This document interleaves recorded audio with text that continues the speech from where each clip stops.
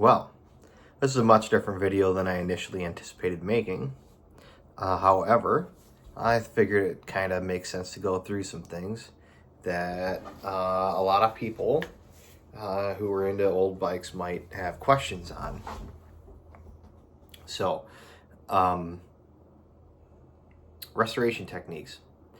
There's a lot of ways people restore motorcycles. Some of them are correct, some of them aren't. Some of them are creative, some of them aren't. It's all kind of in the eye of the beer holder. So you really have to take people's restoration work with a grain of salt. Depends on how they approach restorations. But for me, I think the very first thing anybody who wants to tackle a motorcycle restoration should be looking into is the cost of the machine they've purchased versus the amount of work, effort, and money is going to be invested into the machine to get it to a restored state of your liking. Where that restoration stops is 110% up to you. There is no shortcut to proper restorations. There are ways to save money, but the reality is there's always going to be somebody who finds something that you didn't do to their liking, or there's always going to be something that you didn't do that you might not even like. That's why some restorations on bikes for people can take a long time, because I find the bulk of the work that goes into a restoration is the finishing touches.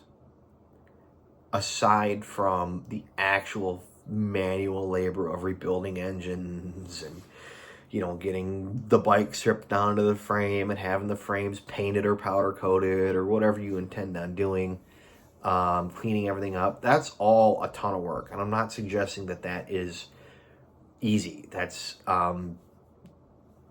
I can't say the other one's the bulk of the work. That's the bulk of the work.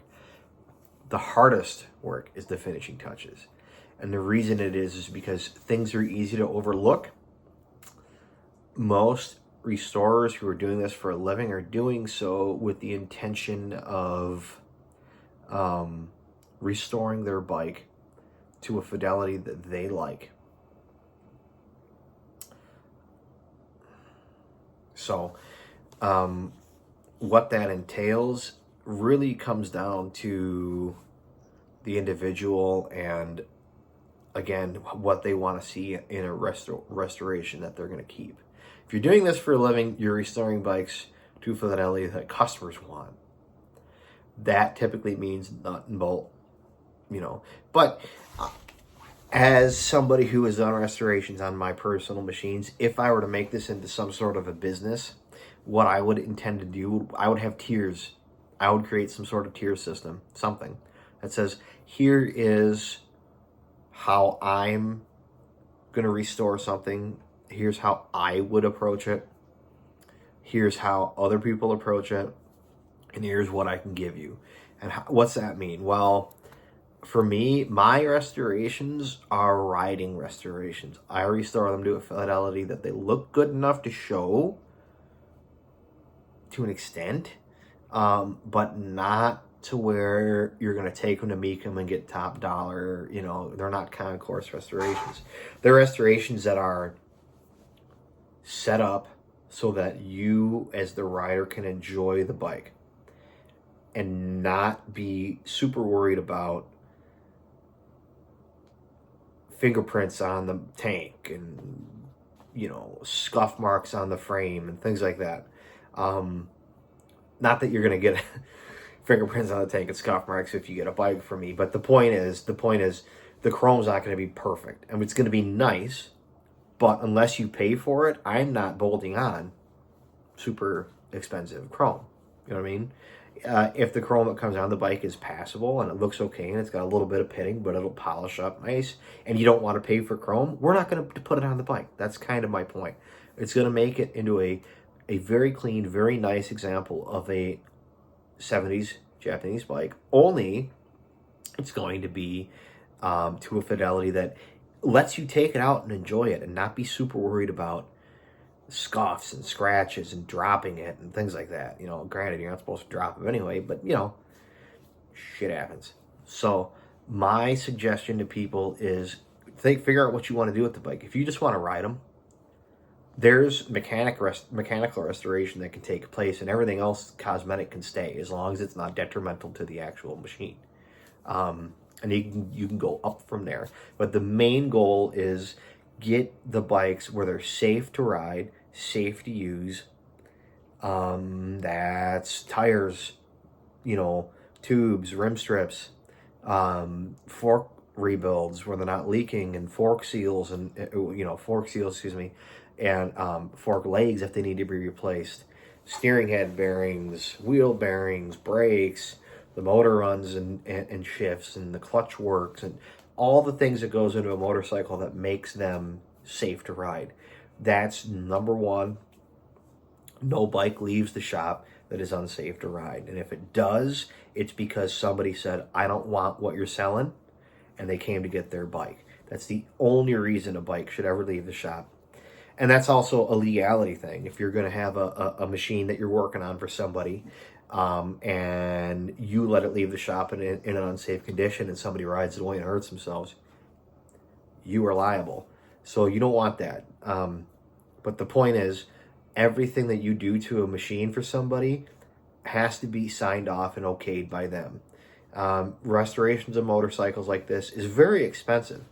So I think the biggest thing for somebody that's looking to restore a bike that they need to take away from anything I've said, find a bike that you really like, and then try to find one that's either A, original and looks really, really nice and is demonstratively nice, you know, rides down the road, runs right, looks okay, or a restoration from somebody that you found to be good. That's all, you know, going to depend on who it was. But my suggestion is do not buy the $500 bike that's been sitting in somebody's backyard and expect a full restoration on it. It's not impossible. I've done it. But it is very, very, very, very time consuming, and it's very, very, very expensive. You will probably spend more money on the $1,000 barn find to get it fully restored than you would have if you had just taken the $7 or $8 grand and found the bike that was original or already restored in great condition. I'm being dead serious about that.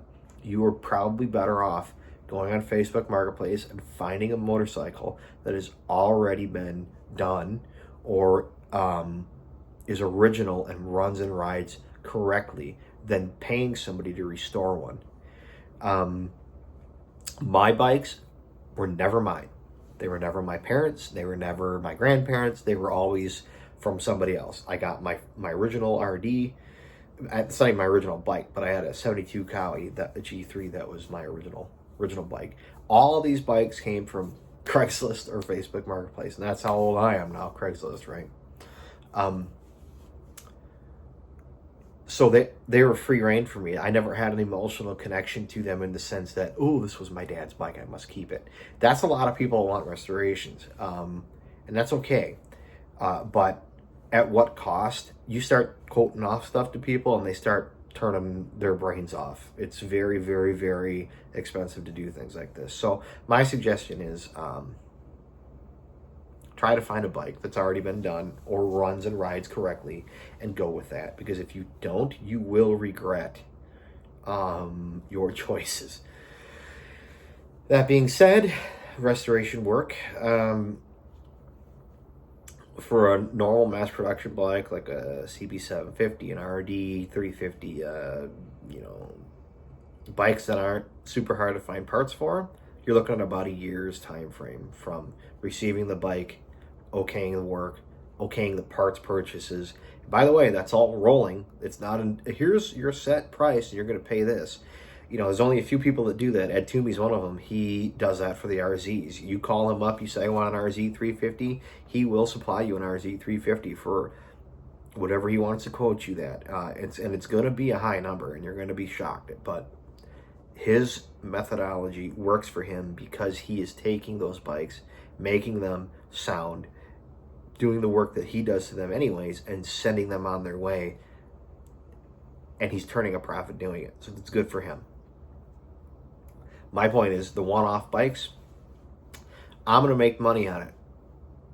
If I didn't make money on it, there would be no point for me to do it. I mean, that's the whole argument. So I'm not going to, retire off of this, but the point is to make money doing it and provide you with a good product. So yeah, that's my take on things.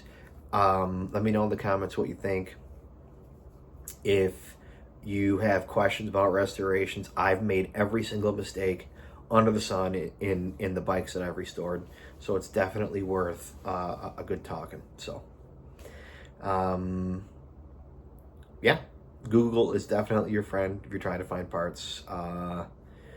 Don't ever take anything for granted and just enjoy the ride, because that's the only way to stomach some of the cost of things. So